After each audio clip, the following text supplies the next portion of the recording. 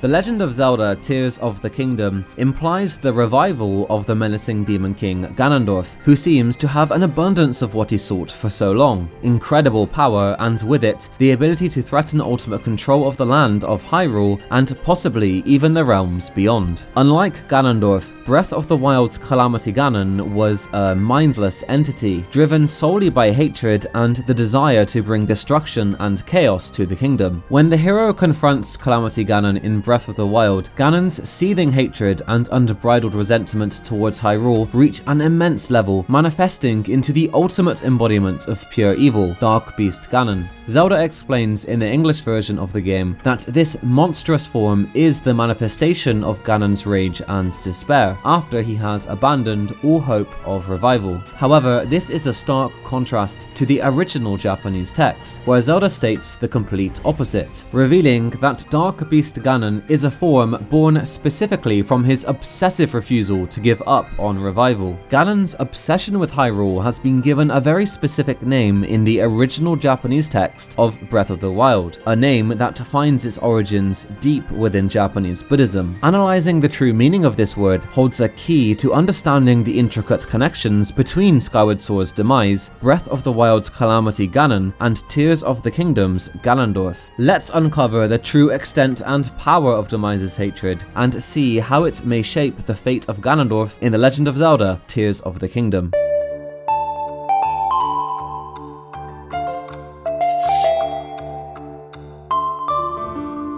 To unravel some of the mysteries of Ganondorf's presence in Tears of the Kingdom, we first have to journey back in time to the beginning of the timeline, where the story of The Legend of Zelda finds its origins. Skyward Sword's story begins with a tale of the ancient past, when a demon known as Demise emerged from the depths of the earth. He was a powerful being whose arrival was met with fear and dread as he led a relentless attack on the land, massacring its inhabitants in his lust for ultimate power and the Triforce. To protect the people from annihilation, the goddess Hylia raised a section of the land and sent it, along with the inhabitants and the Triforce, into the sky. With her people and the Triforce out of Demise's reach, Hylia engaged in a fierce battle against Demise and his horde of demons. She eventually succeeded in sealing him away, preventing any further harm to the surface. As time passed, the inhabitants of the sky grew accustomed to their new home, and the knowledge of what had transpired on the surface gradually faded into history. This brings us to the events of the Hero of the Skies, whose adventure takes him down to the Forgotten Land below the clouds. His journey ultimately leads to a one-on-one showdown with Demise, the same powerful demon who threatened the land many ages ago. Moments before this final battle commences, in English, Demise reveals his insatiable desire for the Triforce, the sacred relic that grants its user immense power. His ultimate goal is to claim it and become the ruler of the world for eternity. The original Japanese version of Skyward Sword, however, reveals Demise's sinister ambition in even more detail, making it clear that his goal was not just to rule the world, but to dominate it with the demon tribe under his command for the rest of time. His obsessive desire for a world ruled by the demon tribe is so powerful that in his last words before he perishes, he utters what's called a jubaku in the original Japanese text, a permanently binding spell or curse that locks the soul of the hero and those who possess the blood of the goddess, together with manifestations of hatred in a perpetuated vicious cycle. While in English, Demise claims that it's solely his hatred that never perishes, in Japanese, he states that his hatred isn't the only thing bound to his curse. Demise warns that the curse of the demon tribe will also continue to exist in an endless cycle until the end of time. However, the curse of the demon tribe isn't the only secret hiding within the Japanese version here. The Japanese word that's rendered as cycle has a deeper and much more nuanced meaning with implications that cannot be fully conveyed through in-game text alone. The word in Japanese that Demise uses to refer to the cycle with no end is rinne.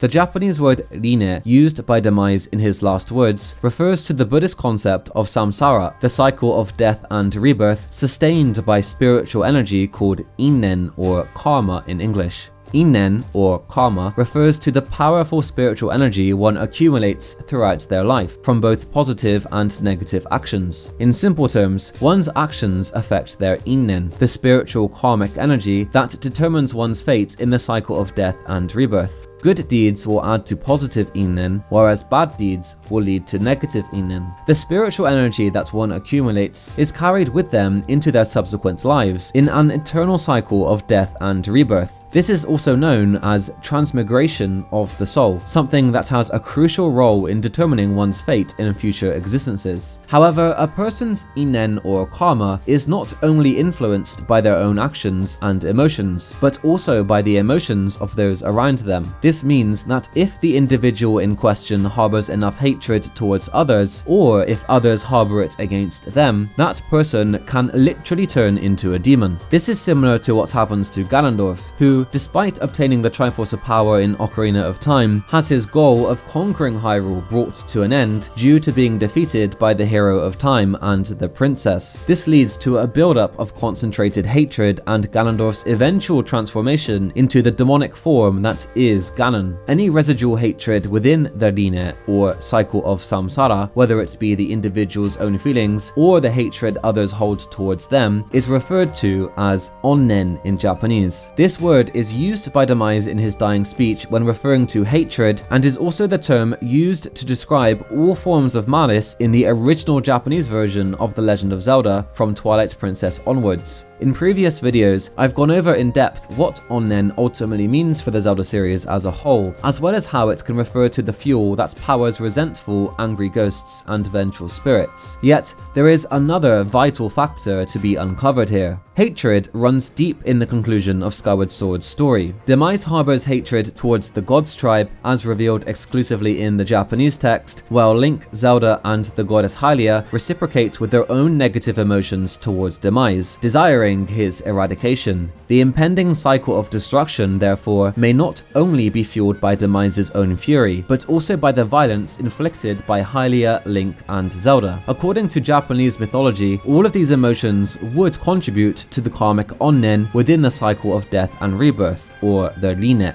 Hence, the root of Demise's curse is not necessarily solely derived from his own hatred, but may also be influenced by the hatred others hold towards Demise. It's worth noting at this point that onnen can also exist separately from Demise's curse. Many other entities throughout the series also harbor their own hatred. In Twilight Princess, for instance, it's revealed that the vengeful spirits that linger within the Arbiter's grounds possess intense malice, which is also described as onnen in Japanese. In other words, the specific hatred that Demise speaks of in Skyward Sword is not unique to this encounter. As part of this impending endless cycle, Demise ominously warns Link that his onnen will forever remain, declaring, "An incarnation of my hatred shall ever follow your kind, dooming them to wander a blood-soaked sea of darkness for all of time." This implies that as long as Zelda's bloodline persists in Hyrule, her kingdom will continue to suffer repeated attacks fueled by onnen or hatred. As a result, Demise's statement that his hatred and the curse of the demon tribe will forever remain within a rinne is not only a threat, but also a prophecy of literal demise befalling the kingdom in an endless cycle. The foretold outcome of the cycle is depicted in a prophecy eons later in Breath of the Wild, where it speaks of an ancient primal force of evil known as Calamity Ganon that repeatedly emerges again and again from deep below Hyrule Castle throughout the ages. Dominating the speechless evil force is a desire to bring about destruction, annihilate the kingdom of Hyrule,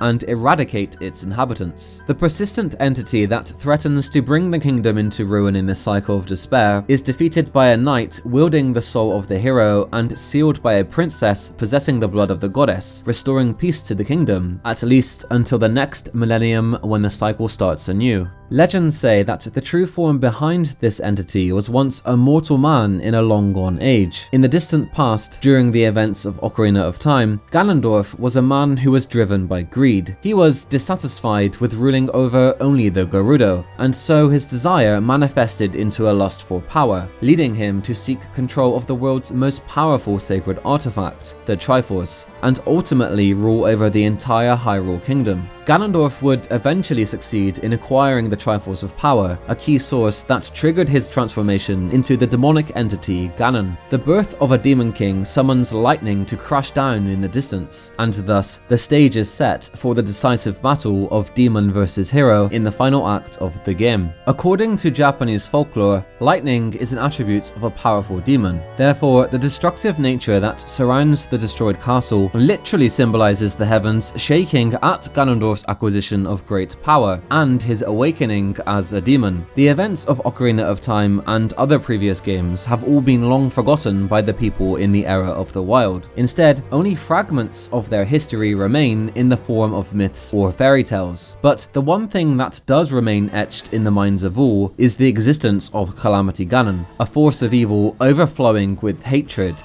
of Hyrule, resentment for the spirit of the hero and the blood of Hylia, and the desire to crush them. As previously mentioned, there is a discrepancy between the English and original Japanese versions of Zelda's explanation of Calamity Ganon. In the English version, she asserts that he has given up on reincarnation and assumed his pure enraged form, whereas in the Japanese version, she states the opposite, revealing that the form is actually manifested from his obsessive desire not to give up on revival. Delving deeper into the Japanese word Zelda uses to refer to Ganon's obsession reveals the term mounen, a term that has roots deep within Japanese mythology and Buddhist religious traditions that emphasize the impermanence of all things. Mounen is a Japanese term that refers to a state of mind characterized by delusional thinking, obsessive desire, and a strong attachment to something. It is often translated as delusion, obsession, or fixation. In Buddhism, mounen refers to a negative state of mind that leads to endless pain and suffering. It is a type of mental state that is driven by an unrealistic view of oneself, others, or the world that restricts one from achieving enlightenment and breaking free from the never-ending cycle of death and rebirth called rinne, which is the same word that Demise uses in Japanese when he threatens that his hatred and the curse of the demon tribe will continue to exist in an endless cycle. Ganon's obsession, or mounen as Zelda describes it in Japanese, reflects an inability to recognize that everything in the world is transient and will eventually change. According to Japanese mythology, mounen is a type of self-deception that makes an individual stuck in an endless cycle of unfulfilled desires from which many evils can emerge. Unless these obsessive desires are overcome, an individual's subsequent incarnations are doomed to endless suffering. What all of this suggests is that Ganondorf, the man who transformed into the demon monster Ganon, was so firmly attached to his conviction that Hyrule should be under his rule that the force of his desire imprisoned him within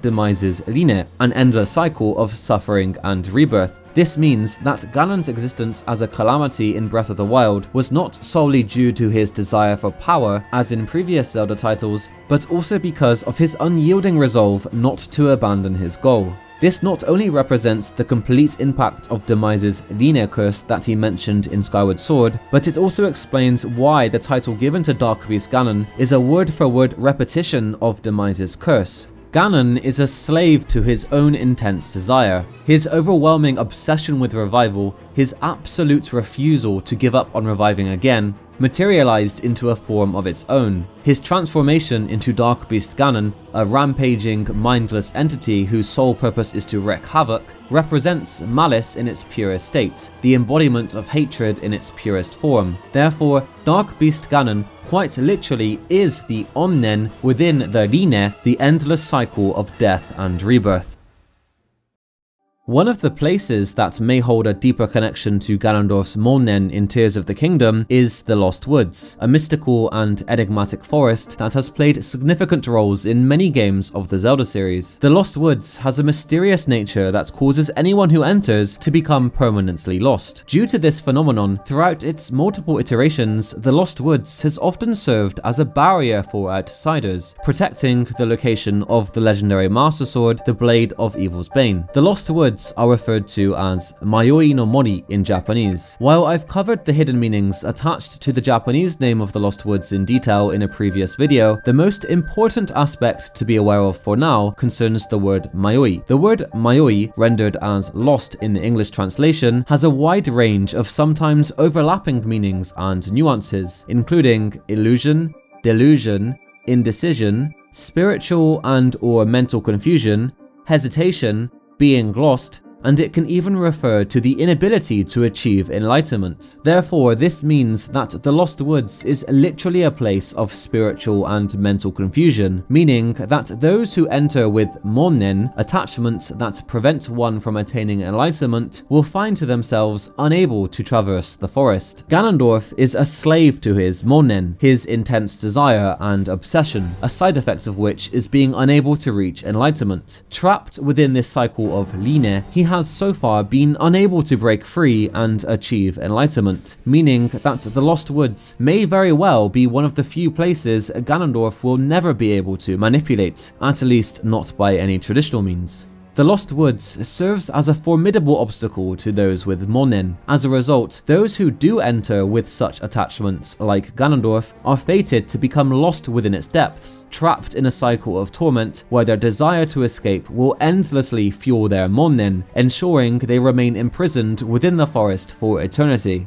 This may explain one of the reasons why the Lost Woods has always played a crucial role in protecting sacred and important objects such as the Master Sword, as well as people and places. In this sense, the forest plays the role of a shield that safeguards against those who have powerful negative energy and those who seek to do harm. If anything were to happen to the forest, or if it were to ever be destroyed, it would certainly be a devastating blow to Hyrule's defenses against the likes of Ganondorf. For Ganondorf to somehow escape this eternal cycle instated by Demise, he would need to abandon his attachment to his desires and overcome his obsession with Hyrule. However, his refusal to do so results in mounen, leading him to his transformation into the demonic monster Ganon. This brings us to Tears of the Kingdom, where Ganondorf appears to possess immense levels of power and malice. Enough to be able to lift Hyrule Castle into the air and to bring chaos to other parts of the kingdom. The extent of what Ganondorf is precisely capable of in Breath of the Wild sequel remains, at least for now, a mystery. But if Ganondorf has actually found a way to harness the ancient power of hatred and manipulate its demonic nature, all while retaining his sanity, the threat he would pose to Hyrule and perhaps even to the realms beyond would be unparalleled.